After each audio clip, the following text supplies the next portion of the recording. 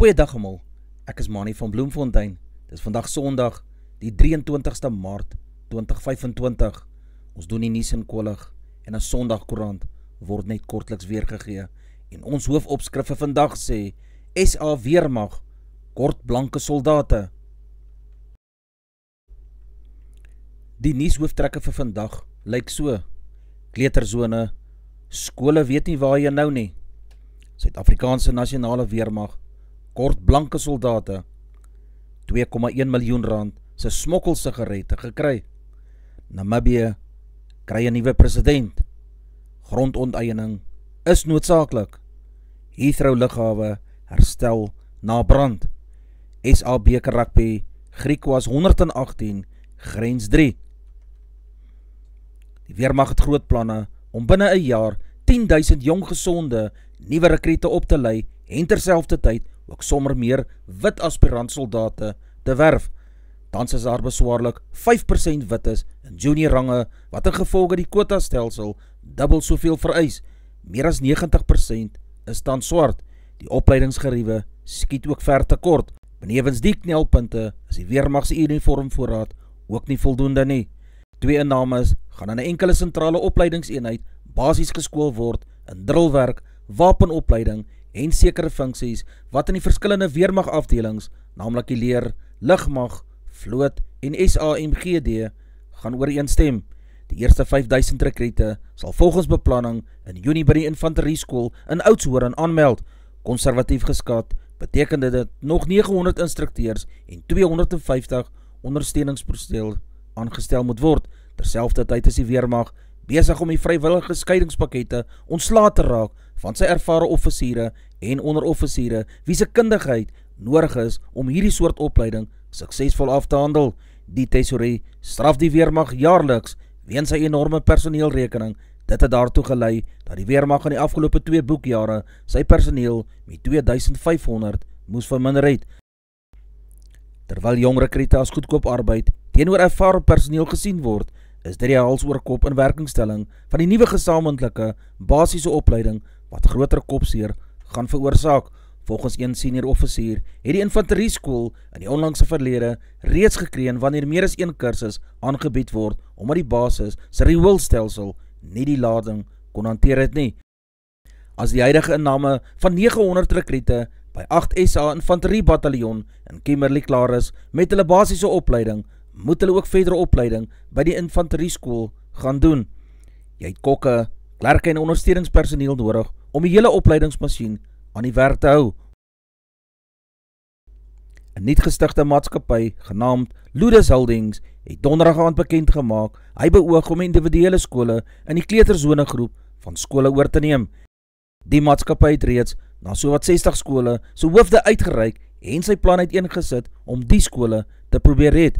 Dit behels dat die salarisse van personeellede aan die einde van die maand wel sal betaal word. Verhuurders se huur vanaf 1 April betaal sal word en die bedryfsuitgawes van die skole gedelg sal word. Die direkteur van die kleuterzone groep van skole, Anthony Bugas, wat 32 jaar oud is, het donderdag in 'n verklaring gesê hy is tans besig met onderhandelinge om die groep te verkoop om skole oop te hou. Die verklaring is die eerste woord wat Bugas gerep het sedert die mediastorm oor sy kop losgebars het. Die koerant het vroeër berig, dit is nie die eerste keer dat die verkoop van kleuterzone ter sprake gekom het nie. 'n Boodskap is vroeër van dese maand aan aandeelhouers en skoolhoofde uitgestuur dat daar beoog word om die skole te verkoop. Lydens die tydelike bevel sal die saak weer op 14 Mei in die hof aangehoor word, waar daar dan beslis word of die voorlopige likwidasie 'n finale hofbevel gemaak sal kan word. 'n Buitelander wat glo probeer voorgee het dat sy vragmotor leeg is, was uiteindelik besig om 'n vrag van 2,1 miljoen rand se sigarette te vervoer wat blykbaar onwettig na Suid-Afrika op pad was. Die 44-jarige man is donderdag omstreeks 03:15 van die Zimbabwese kant oor die Beitbrug grenspos na die provinsie gereis. Die bestuurder het 'n dokument verskaf waarop aangedui is dat die vragmotor leeg was. Tydens die deursoeking het die polisie egter afgekom op altesaam 460 kartonhouers en elke houer was 100 houertjies Remington Gold sigarette. Die man sal maandag in die Landdroshof in Mosselbaai moet verskyn op die aanklagte van smokkelary met sigarette. Die provinsiale polisiekommissaris in Limpopo het gemaan dat die polisie op onwettige oorgrensbedrywighede sal toeslaan. Netumbo Nandi-Ndaitwah, 72 jaar oud, het met haar inhuldiging die eerste vrou geword waar die ampt van Namibië se president beklee, staatshoofde van buurlande, onder wie president Cyril Ramaphosa van Suid-Afrika en president Daniel Chapo van Mozambique, woon die inhuldigingsplegtigheid in Windhoek by. Die geleentheid val saam met Namibië se onafhanklikheidsviering wat 35 jaar van vryheid vier. Fikile Mbalula, sekretaris-generaal van die ANC, lei 'n afvaardiging van hierdie party wat die inhuldiging bywoon. Nandi-Ndaitwah, wat bekend is onder haar voorletters NNN, het 58% van die stemme gekry in die chaotiese verkiesings in November, wat verskeie kere verleng is nadat logistieke mislukkings tot groot vertragings gelei het.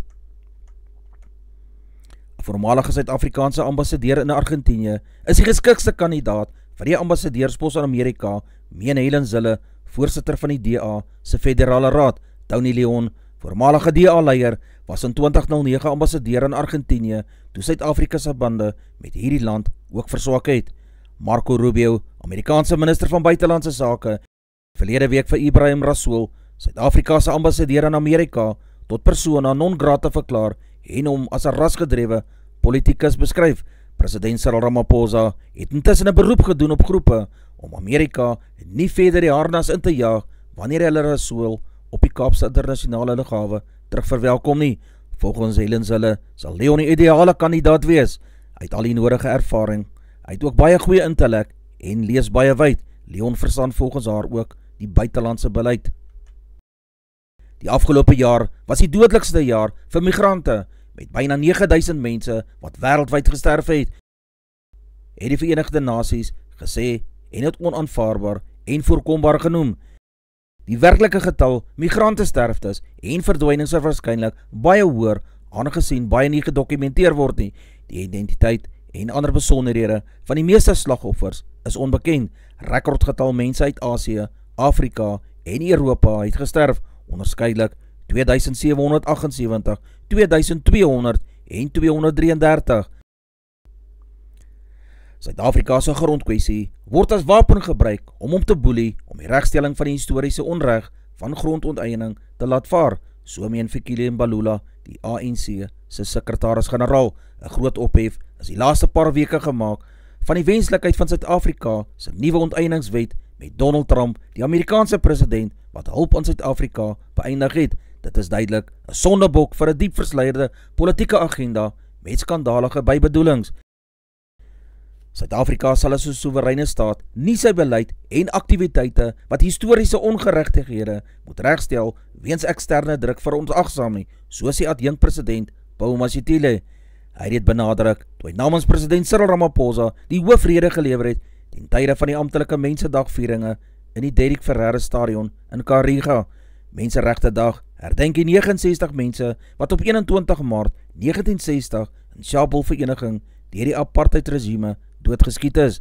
Trump het vroeër die uitvoerende bevel PEPFAR hulpfondse van Suid-Afrika gestaak en vlugtelingstatus aan Afrikaners in Amerika aangebied na klagtes van Solidariteit en AfriForum oor die wet en ander diskriminerende landswette. John Steenhuisen, DA-leier en minister van Landbou, sê in sy Menseregtedag boodskap, Suid-Afrika is nie 'n mislukte staat nie, maar een vol onbenutte potensiaal wat steeds ontsluit kan word. Paulus Peko, wat 52 jaar oud is in die streekhof in Edinburgh skuldig bevind nadat hy in Julie 2023 op die N1 deur lede van die Tromsburg se snelwegpatrollelede in hegtenis geneem is. Hy is voorgekeer en met perlemoen in sy besit betrak. Toe hy besef hy is vasgekeer, het hy geweier om stil te hou en het aangehou ry. Die polisie het hom agterna gesit tot by Edinburgh, waar hy van die pad afgedwing is.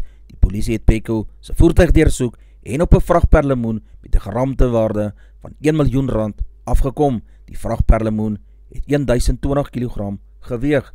Hy is skuldig bevind aan nalatige en roekelose bestuur en daarvoor tot 1 jaar direkte tronkstraf gevonnis. Hy is ook skuldig bevind aan die bestuur van 'n motorvoertuig sonder 'n rybewys en is daarvoor 'n boete van R1500 opgelê of 6 maande tronkstraf. Weens die besit van 'n gesteelde voertuig is hy 15 jaar tronkstraf opgelê. Die vonnisse sal nie gelyklopend uitgedien word nie, wat beteken dat Peko 'n totale vonnis van 17 jaar en 6 maande direkte tronkstraf sal moet uitdien. Die Heathrow lughawe by Londen het gesê vlugte word ervat nadat 'n brand by die substasie sy kragtoevoer heeltemal in duie laat stort het. Die lughawe se bedrywighede sal na verwagting vandag na normaal terugkeer. Die terreureenheid van die Britse polisie het gister 'n ondersoek van stapel gestuur na hierdie brand. Hoewel daar tans geen aanduiding van 'n misdaad is nie, het ons nog nie 'n vaste mening gevorm nie, so sê die woordvoerder van Heathrow, Ruth Cadbury, voorsitter van die parlementêre vervoerkomitee, sê dit so spekulatief om op die oomblik te bespiegel dat brandstigting die oorsaak was. Die brandweer sê die oorsaak van die brand is nog onbekend, maar 25.000 liter verkoelingsolie in die substasie se transformator het aan die brand geraak, is daar gesê. Die Pumas is steeds onoorwonne in vanjaar se SA beker reeks nadat hulle die Cheetahs naalskraap in Mbombela gewen het. Die wenspan het 7-3 gedruk om uiteindelik met 46 teenoor 38 punte te wen. Die Pumas se agtal het ook meer as hulle kant in die skrams en met die bal in die hand gebring. Die rustuittelling was 26 teenoor 24 in die Laafvelder se guns. Vroeg in die tweede helfte het die Cheetahs weer eens voorsprong geneem toe hulle vanaf 'n rolmaalbeweging gaan afrond het. Kort daarna dinge vir die Pumas skeef geloop toe Jan Henning Kamfer, die Bariaker is, met 'n rooi kaart afgestuur is. Ander uitslae wat ontvang is, Suidwestelike distrikte het 26 aangeteken teen OP se 39 punte. Grens het 3 punte aangeteken en die Griekwas 118 punte. Die naweek se VRK uitslae is as volg. Die Sharks het 35 aangeteken teen Zebre se 34. Benetton het 21 aangeteken teen Edinburgh se 18 punte. Die Bulls het 21 punte opgestapel teen Leinster se 20 punte. Die Scarlets het 17 aangeteken teen die Stormers se 29 punte. Die Dragons het 30 aangeteken teen Ulster se 34 punte. Die Ospreys het 43 aangeteken teen Connacht se 40 punte. Die puntestand lyk dan so. In die eerste plek lê Leinster met 58 punte, gevolg in die tweede plek deur Glasgow Warriors met 49 punte. Die Bulls is in die derde plek met 45 punte, gevolg deur die Sharks in die vierde plek met 44 punte. Cardiff Rugby is in die vyfde plek met 35 punte. Munster in die sesde plek met 34 punte, gevolg deur Ospreys in die sewende plek met 33 punte. Die Stormers lê in die 8ste plek, ook met 33 punte. Ulster is in die 9de plek met 32 punte. Benetton is in die 10de plek, ook met 32 punte. Edinburgh is in die 11de plek met 31 punte, gevolg deur Connacht, ook met 31 punte, in die 12de plek. Die Lions lê in die 13de plek met 30 punte. Die Scarlets is 14e met 28 punte. Zebra is 15e met 27 punte. En in die laaste plek is die Dragons. Sarel RW wat 55 lopies aangeteken het en Ramsey en Pillay het 64 lopies nie uit aangeteken, het in Durban 50 talle vir die Dolphins aangeteken, maar die Dragons sal ook voel die tweede dag het aan hulle behoort. Die Dragons is vir 311 in hulle eerste beurt uitgehaal, waarin die tuisspan tot 244 vir 7 beperk is. Die Dolphins het 'n grondslag van 74 vir 1 gelê, voordat hulle op 150 vir 6 gestyr het. Die 41-jarige Aaron Pangiso het 61 lopies nie uit aangeteken in die baai met 'n onoorwonne 50-tal tot die redding van die Knights gekom het teen die Warriors. Die besoekers het 165 vir 7 in hulle eerste beurt aangeteken in antwoord op die tuisspan so 171 lopies, voordat swak lug reeds vroegmiddag 'n einde aan die spel gebring het. In die Parel het die Lions se draaier Bjorn Fortuin met 6 vir 83 uitgeblink in die Bolandse eerste beurt van 229 lopies wat weer deur reën ontwrig is. Die Lions het met uitskeidtyd op die tweede dag op 42 vir 1 in hulle eerste beurt gehad. Die Suid-Afrikaanse Olimpiese atleet Akani Simbine het sy eerste individuele medalje op 'n groot internasionale atletiek byeenkoms verower. Hy het in Nanjing, China, op die wêreld binnenshuise atletiek byeenkoms die bronsmedalje in die 60 meter vir mans verower. Sy tyd in die eindronde was 6.54 sekondes. Die Kubaansgebore Italianer Andy Diaz Hernandez, Olimpiese bronsmedaljewenner, het die goue medalje in die 3-sprong vir mans met 'n pyksprong van 17.80 meters gewen. Die Australiese tennisster Nick Kyrgios het Woensdag sy eerste wedstryd sedert 2022 gewen, toe hy in die Miami Ope teen die Amerikaner Mackenzie McDonald moes terugveg en hom met 3-6, 6-3 en 6-4 gewen het. Kyrgios wat 29 jaar oud is, het die afgelope 2 jaar met beserings gesukkel. Die speler het pyn gehad in sy regterpols, wat hom na rekonstruktiewe chirurgie 18 maande lang van die baan afgehou het. Die 38-jarige Fransman, Gael Monfils, het 'n oorwinning in die eerste ronde behaal en daar het die tweede oudste man naas Jimmy Connors geword wat in die Miami Ope geseëvier het. Monfils het die Hongaar Fabian Marozsan met 6-3, 3-6 en 6-4 gewen. Onder die vroue het Emma Raducanu, die Amerikaanse Ope kampioen van 2021, haar eerste oorwinning behaal toe sy die 19-jarige Sakaya Ishii van Japan in 65 minute met 6-2 en 6-1 gewen het.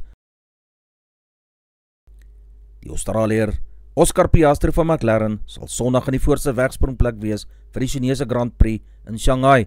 Saam met Piastri in die eerste ry sal George Russell van Mercedes wees met die tweede ry vir Sondag se wedren op Shanghai se internasionale baan wat sal bestaan uit Piastri se spanmaat Lando Norris sowel as Max Verstappen van Red Bull, die wêreldkampioen.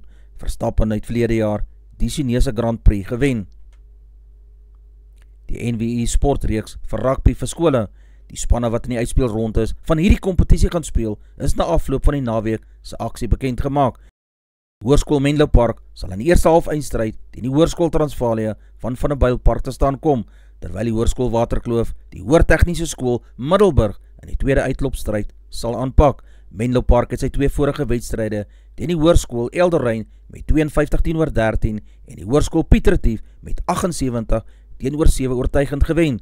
Transvalia moes die afgelope naweek diep delf om die Hoërskool Middelburg met 28-21 te wen.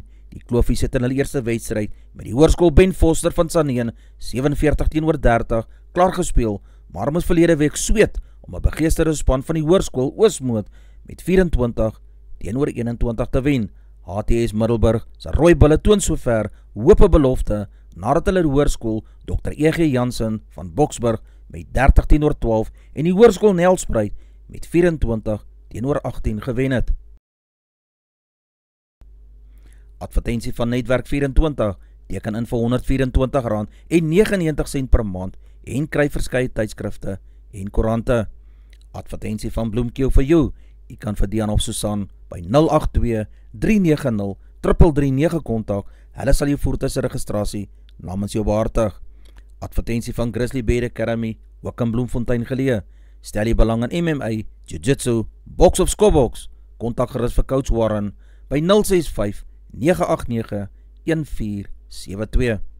Ons weerberig vir die streek lyk so: Messina 22-34, Polokwane 17-29, Lepalale 23-35, Mbombela 18-33, Mahikeng 22-31, Pretoria 18-30, Johannesburg 21-32, Ermelo 14-29, Richards Bay 22-34, Pietermaritzburg 18-32, Durban 22-28, Port St. John's 23-28, Bethlehem 16-28, Bloemfontein 18-30, Alawal Noord 19-29, Welkom 20-32, Vryburg 19-32, Kimberley 19-32, Appington 21-32, Prieska 19-30, Springbok 14-25, Karasburg 17-31, Keetmanshoop 19-33, Mariental 19-30, Alexanderbaai 17-22, Brandvlei 17-29, Loederitsbaai 16-21, Vredendal 19-27, Kaapstad 18-20, Sutherland 13-22, George 19-23, Jeffreys Bay 20-23, Cabarra 21-27, Graafrenet 20-30, Oos-London 21-30, laastens de Aar 18 grade Celsius in die oggend, 29 grade Celsius in die middag. Ons sakenies vir die dag wat insluit geldeenhede en hulpbronne. Die rand verhandel teen R18.22 teenoor die Amerikaanse dollar. Die Australiese dollar kos R11.43. Die euro kos R19.72. Die pond verhandel teen R23.55. Die prys van silwer is $33, 1 Amerikaanse sent per fyn ons. Die prys van goud is $3.023 per fyn ons. Die prys van Brent olie is $72, 16 Amerikaanse sent per vat. Dis al vir vandag. Onthou om te like, deel met jou vriende en jou vriendin en onthou om te subscribe op my kanaal. 'n Aangename Sondag word vir julle toegewens.